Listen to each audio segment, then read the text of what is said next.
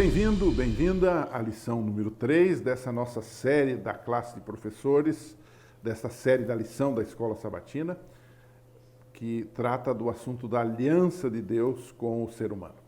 Antes que você esqueça, dê o seu joinha aí no nosso canal, inscreva-se, compartilhe com seus amigos. Esse canal existe de forma voluntária para nos levar ao estudo da lição da Escola Sabatina, da Bíblia, através da lição da Escola Sabatina. Nessa semana o tema é uma análise da aliança de Deus com Noé. O título geral é Para Todas as Gerações. O que nós aprendemos, o que nós temos a dizer sobre a aliança de Deus com Noé, que nós já falamos um pouquinho na semana passada, né? A primeira lição que nós aprendemos, que é o primeiro tópico também da lição dessa semana, é os estragos do pecado. Né? O pecado se alastrou pelo mundo. Né? Aquilo que era muito bom, em Gênesis 1:31, passou a ser somente mal continuamente. Ou seja, está como nós estamos vivendo hoje, né? O mal, ele está cada vez se alastrando mais. Né? O Gênesis 6:5 diz que os pensamentos do homem da época de Noé eram só maus continuamente. Né? Uma coisa terrível. Né? A rebelião, né?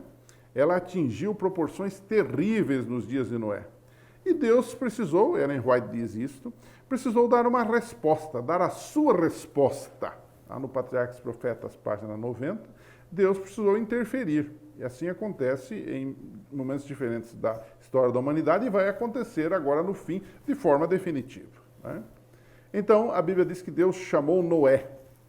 E a Bíblia diz que Noé era justo e íntegro e andava com Deus. Aqui uma grande questão que nós precisamos levantar e pensar é que, embora fosse um ser humano pecador, a vida de comunhão de Noé com Deus era destacada, porque ele andava com Deus. Esse é o conceito de perfeição na Bíblia. Não é alguém isento de pecado. Quando a Bíblia chama alguém de perfeito, algumas traduções que até trazem esta versão de Noé como perfeito, Daniel como perfeito e outros mais como perfeitos, sempre está ligada à vida de intimidade com Deus. E foi isso que aconteceu com Noé. Ele foi chamado pelo apóstolo Pedro de pregador da justiça. Né? E esse relacionamento de Deus com Noé era baseado na graça. Né? No Gênesis 6:8, na nova versão internacional, e aí a gente percebe mais uma vez aquele conceito que estamos repetindo desde a lição 1 e vamos repetir até a lição 13, a salvação sempre foi pela graça, seja no Velho, seja no Novo Testamento. A Noé, diz o texto bíblico, porém o Senhor mostrou benevolência. O que é benevolência? É graça, é alguma coisa que você recebe como presente, como um bem doado a você. Né? Então, a aliança de Deus com Noé reflete esta questão. Né? Agora, como foi essa aliança com Noé? O segundo ponto da nossa lição, o segundo tópico, como você queira. Né? O texto bíblico usa uma expressão que por vezes é mal compreendida. Né?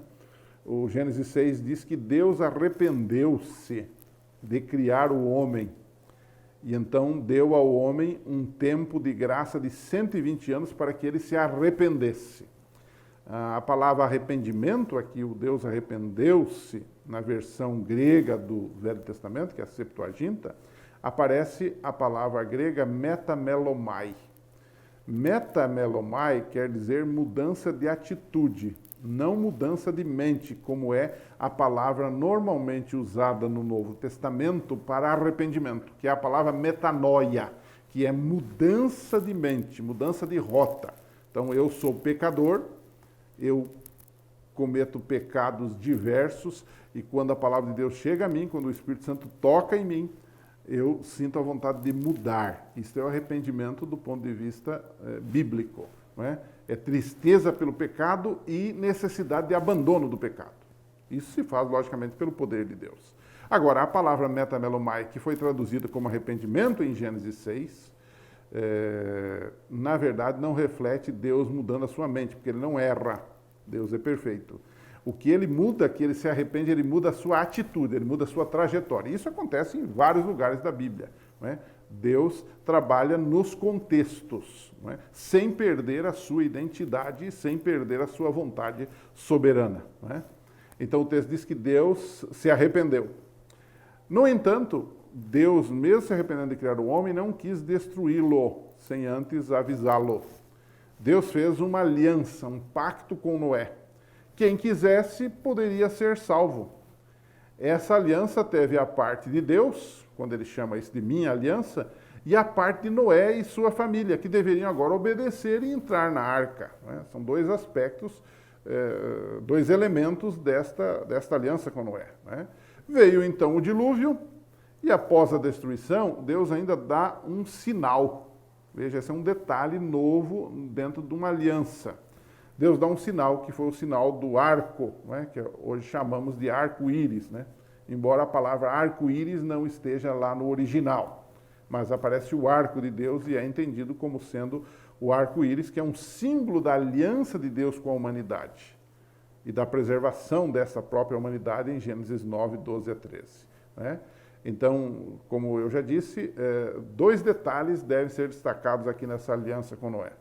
Esse sinal seria para toda a humanidade, o sinal do arco-íris. E ele é interessante que esse sinal não exigia uma contrapartida do povo, não é?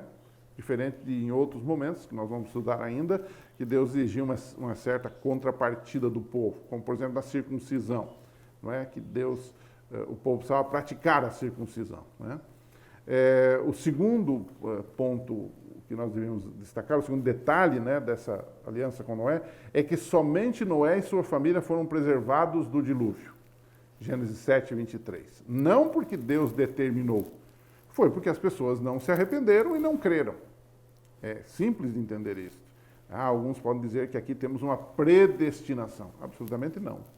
As pessoas simplesmente escolheram o caminho da desobediência e da morte. Isso acontece em todos os estágios da história da humanidade e vai acontecer no fim igualmente também. Né?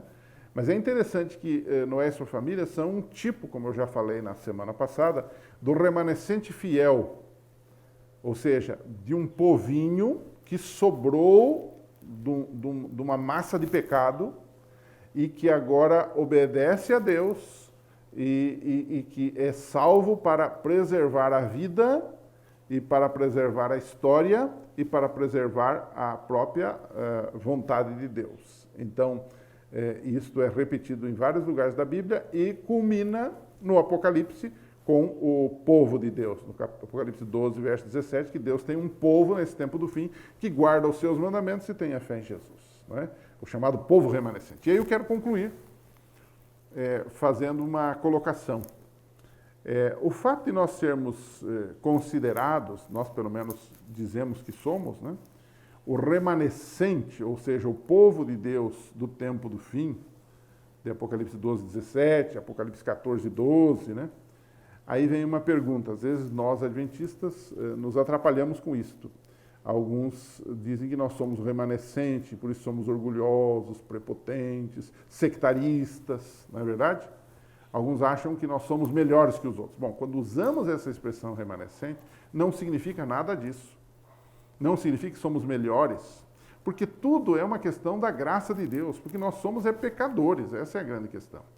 Deus escolhe um remanescente em todas as eras para levar o seu nome. Deus preservou Noé porque ele creu, porque ele aceitou. Deus preservou Abraão porque ele creu, porque ele aceitou. E Deus preserva as pessoas no fim porque eles têm a fé de Jesus, ou a fé em Jesus, como você queira ler. Eles são levados a representar o nome de Deus, obedecer a Deus, e através dessa obediência são um exemplo para o mundo. Mas eles têm uma mensagem de salvação e de juízo para o mundo. Essa é a grande questão. Então, ser remanescente não significa nada se você não entender o que significa ser remanescente. Ser remanescente significa responsabilidade e não apenas privilégio. Significa missão e não salvação. A salvação é para todos os que crerem. A salvação é pela graça. Agora, ser o povo remanescente indica que eu tenho uma grande responsabilidade, que é pregar a mensagem dos 3 anjos de Apocalipse 14 ao mundo todo. Esta é a grande questão. Então, não significa que somos melhores que os outros. Mas coloque a pergunta inicial, não responda e veja o que os seus alunos vão dizer. Eu acho que isso é muito importante para um debate saudável ali na sua unidade. Semana que vem, se Deus quiser, a gente volta. Continue ligado nesse canal, continue divulgando esse canal. Um abraço para você e até lá.